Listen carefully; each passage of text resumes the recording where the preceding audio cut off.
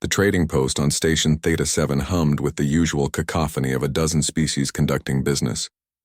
Douglas wiped down the counter of his small grocery stand, watching the evening crowd thin out. 20 years he'd been running this place. Ever since humanity had joined the Galactic Commerce Union. He'd seen it all, or so he thought. The Velkari woman approached his counter with slow, deliberate steps, her forearms cradling packages of NutriPaste and protein synthesizers. Her carapace, once probably a vibrant blue, had faded to a dull gray, a sign of malnutrition among her species. Two young Velkari children clung to her lower arms, their own shells showing similar discoloration. "I need to return these," she said in heavily accented standard, her mandibles clicking nervously. "I miscalculated my credits." Douglas glanced at the items. Basic necessities, the cheapest options in his store. He'd already given her the struggling family discount, 20% off, which he absorbed himself rather than report to the station authorities. "That's no problem, ma'am," he said gently. "But are you sure? These are pretty essential items."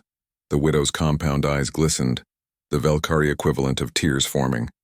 "I cannot afford them. The station increased docking fees for our quarter. My mate's death benefits were insufficient." Her voice cracked on the last word, the translator barely capturing her distress. One of the children, barely knee-high to Douglas, tugged on her mother's chitin plating. "Mama hungry?" the small one chirped in their native tongue. Douglas felt something tighten in his chest. He'd learned enough Velkari over the years to understand the child's words. He looked at the itemized bill on his display, 47 credits.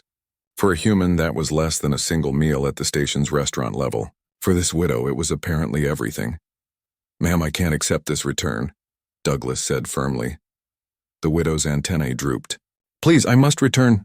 "No, I mean I literally cannot process this return," Douglas interrupted, typing rapidly on his terminal. "You see, there's a human policy, very old, very traditional. Once food has been selected for children, the sale is final. It's considered bad luck to take it back." He was making it up as he went, but his fingers were already moving through the payment system. "I do not have the credits," she began, her voice rising in pitch, a sign of panic in her species. "Already paid for," Douglas said, pushing the bags back toward her. "By the Humanitarian Relief Fund. It's a thing we humans do. We take care of our station neighbors. There was no such fund." The 47 credits came directly from Douglas's personal account. The widow stared at him, her large compound eyes processing what he'd said. "This is charity?" The word came out bitter, translated with an edge of shame. "No, ma'am," Douglas said, meeting her gaze steadily. "This is community. You're a member of this station, and we don't let our people go hungry. Not on my watch and not in my store." Behind Douglas, his employee Evelyn emerged from the back storage area, her arms full of additional packages. She was young, barely 25, but she'd been with him for 3 years and had learned his ways well. "Boss, I think there was an error in the inventory system," Evelyn said, her voice loud enough to carry. She set down several more items on the counter. Vitamin supplements compatible with Velkari biology, fresh protein clusters, even a small container of Krinash, a Velkari delicacy that Douglas stocked for special occasions. These items were marked for the relief fund distribution. "This family qualifies, right?" Douglas fought back a smile. Smart girl. She understood exactly what he was doing and was backing his play. "Absolutely," he confirmed. "Standard protocol for station residents who've lost a primary income provider within the last cycle." The widow looked between them, her antennae quivering. I do not understand.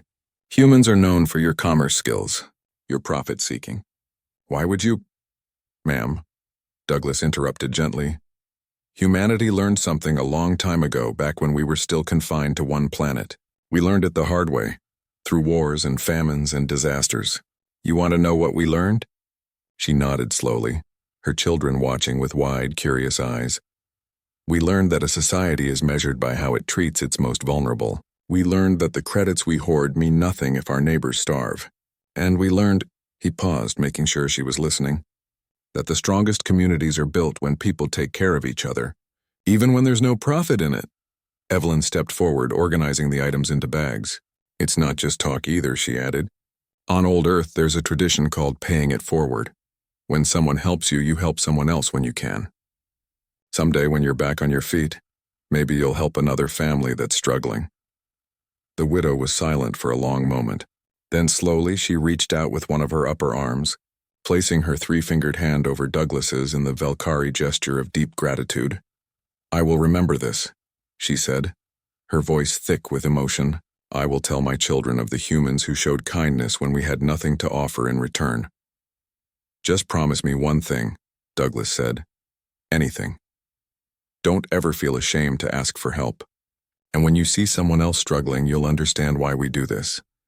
As the widow and her children left, their arms full of food and their steps lighter, Evelyn sidled up next to Douglas. "That's the third relief fund distribution this week," she observed quietly. "Your profit margins must be terrible." Douglas shrugged, watching the family disappear into the station crowds. "Profit isn't everything, kid. My father used to run a grocery in Detroit during the hard times. He taught me that a community store isn't just about selling goods, it's about being the backbone. When people need support, the Galactic Commerce Union auditors are going to have questions about these discrepancies," Evelyn warned. "Let them ask," Douglas replied, pulling up the inventory for tomorrow's shipment. "I'll tell them what I tell everyone. This is how humans do business. We play the long game.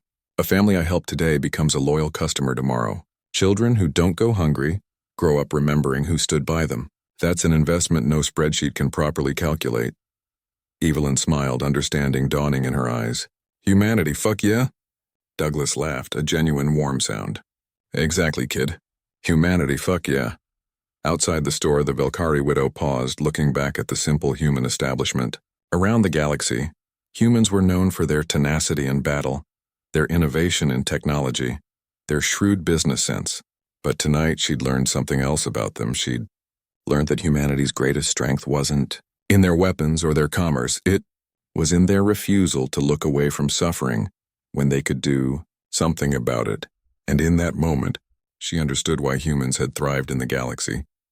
Not despite their compassion, but because of it.